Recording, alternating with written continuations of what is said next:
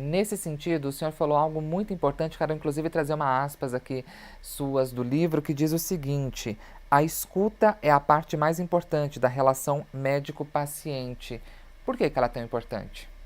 Tem um livro muito interessante de um oncologista de Harvard chamado Gerald Grupman. O Grupman diz que se deixassem os pacientes falarem na pesquisa dele, os pacientes falariam 2 minutos, mas os médicos interrompem os seus pacientes a cada 18 segundos. Então você chega para mim, Rodrigo, que achando que está com uma dor no peito. Você começa a falar e eu pergunto, mas essa dor no peito fica só no peito ou vai para o braço?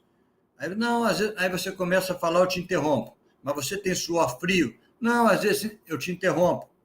Você fica nauseado? Então, se eu deixar o interlocutor falar, o meu paciente falar, ele vai gastar 2 minutos.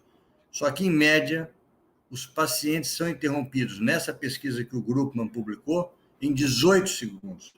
Então, você não consegue estabelecer uma relação de confiança, uma relação médico-paciente boa, se você não der esse tempo. Cada um tem o seu tempo para falar, cada um tem uma dinâmica. Em outro capítulo, o senhor destaca a relação harmoniosa entre a medicina e a religião. E aqui eu pergunto, como é possível trazer esta relação para dentro do consultório médico no cuidado com o paciente? Ah, isso é uma coisa muito interessante. Nós, médicos, não temos o hábito, os profissionais de saúde, eu diria, de uma maneira geral, de perguntar aos nossos pacientes se eles tiverem algum problema de saúde, se eles gostariam de ter algum suporte espiritual, religioso. Quer dizer, às vezes a pessoa professa uma religião, uma religiosidade, ou tem uma espiritualidade, e a gente não demanda sobre isso. Como eu disse antes, a saúde é um bem-estar físico, mental, biopsíquico, social, espiritual. Então, eu tenho que saber também se esse doente gostaria de ter algum suporte. Isso é a primeira coisa, perguntar. Né? E a segunda coisa é que a palavra fé, eu costumo dizer, é a menor palavra do dicionário, são apenas 2 letrinhas, mas talvez seja a palavra mais forte do nosso dicionário. Né?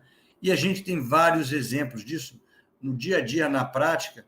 Chega aquele doente que vem fazer um procedimento e pergunta: isso aqui vai doer, isso aqui vai inchar, vai demorar, vai não sei o quê. E tem outro que se entrega relaxado, calmo, tranquilo, e corre tudo bem.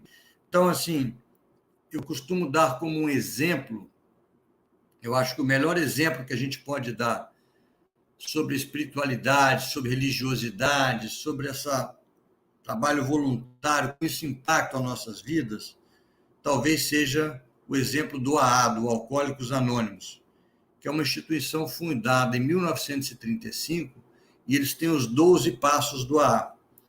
E nunca houve uma metodologia científica na construção do AA, uma estratégia científica, não houve isso. Mas o AA funciona muito bem, os próprios psiquiatras falam que isso funciona bem. Mas funciona por quê? Funciona porque tem trabalho voluntário, porque tem toque, tem amor, tem carinho, tem uma pessoa que já passou por aquele problema que está ajudando o outro, não é? Então, quando às vezes a gente quer que a pessoa mude um hábito, você tem que fazer caminhadas, você tem que perder peso, você tem que fazer isso e aquilo. A pessoa acha que ela tendo conhecimento, a hora que eu quiser eu faço exercício, a hora que eu quiser eu vou lá, eu paro de fumar, eu tenho domínio, eu tenho essa ilusão, e não é assim, não é assim. As nossas mudanças, praticamente metade delas estão ligadas à nossa consciência, a outra parte envolve uma série de outros mecanismos neurológicos e mentais que estão sendo estudados. Os hábitos achavam que eram simplesmente funcionava no modelo da recompensa. Você faz isso que eu te dou aquilo. Não, mas você põe o cinto de segurança sem ter nenhuma recompensa, escova o dente sem ter nenhuma recompensa. E às vezes você fala, essa pessoa não conseguiu parar de beber, mesmo sabendo que beber faz mal, mas foi para uma instituição que acolhe, que dá afeto, que dá carinho, que dá toque, que dá amor, né? E a pessoa para de beber. Tem vários trabalhos mostrando que as pessoas que têm uma religiosidade, e qualquer religião é boa, porque a base de todas elas é o amor, aqui não tem nenhum tipo de discriminação, ou que até os que não professam uma religião, mas que são ecumênicos, ou que têm um lado espiritual muito forte, de autoconhecimento, que a gente atenda essas necessidades dos nossos pacientes também. Bom, e nessa reflexão, dentro desse comportamento dos brasileiros, de um modo geral, há estudos que mostram sobre a nossa imersão no mundo digital. Em média, os brasileiros navegam 3 horas e meia nas mídias sociais, nas redes sociais, todos os dias. E um capítulo o senhor destaca de uma forma bem interessante as doenças do mundo digital, trazendo aí importantes alertas a todos nós. Gostaria que o senhor também apresentasse esses riscos aqui aos nossos telespectadores e ouvintes. Eu acho que essa pandemia que a gente vive acelerou muito essa transição do mundo real para o mundo virtual. E o mundo será assim, será um mundo híbrido, né? E acho que o mundo virtual trouxe muitos benefícios para a gente, né? Você consegue, em vez de escrever uma carta, ter que ir no correio, então você ganhou tempo com isso. Agora, vou ter que ir lá no correio levar uma carta para depois ir lá, ganhei tempo. Tempo é bom. Ou eu tenho que fazer uma pesquisa para um trabalho, eu tinha que ir lá na biblioteca de Manguinhos, na Fiocruz, ficava uma tarde inteira. Agora eu entro no computador e faço essa pesquisa. Então, eu acho que o mundo digital tem muitas coisas maravilhosas, mas também tem um lado ruim. E aí a gente começa a falar de algumas doenças do mundo digital, que eu cito aí. Uma delas é a nomofobia, a fobia de estar sem o telefone, no mobile phonofobia, é um termo que veio da Inglaterra, em que eles mostram que as pessoas às vezes acordam 3 horas da manhã, estou sem rede, minha internet está 3G, não está 4G, mas você tinha que estar dormindo, você não tinha que estar na internet de madrugada, não é? Ou então aquela doença muito comum hoje que a gente chama de FOMO, Fear of Missing Out. O que seria isso?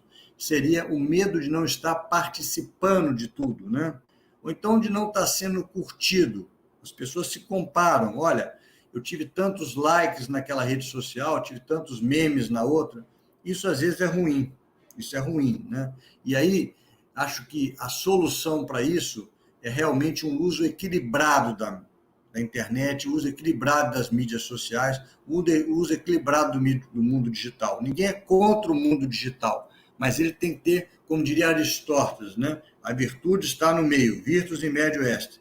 O Domênico não é contra o mundo digital, mas o que a gente quer hoje em dia é que na hora que você saia para jantar com seus amigos, cada sua esposa, cada um não pega um telefone, fica ali e não se falem durante o almoço.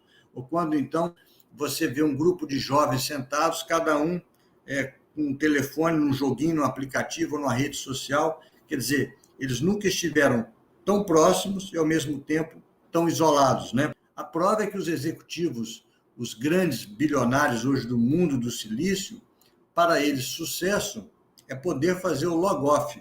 Para eles é poder estar desconectado. Ou seja, eu posso me dar ao luxo de desligar o meu telefone tantas horas, porque eu vou fazer uma meditação, porque eu estou nadando, né?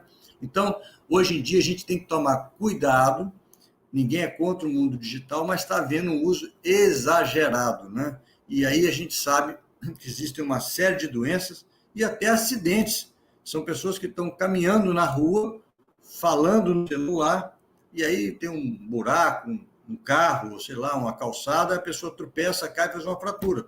Isso é uma doença do mundo digital, ou seja, foi causada uma desatenção pelo uso excessivo ali. Então, assim, eu acho que isso é um capítulo novo que a gente colocou e que o uso exagerado também faz muito mal.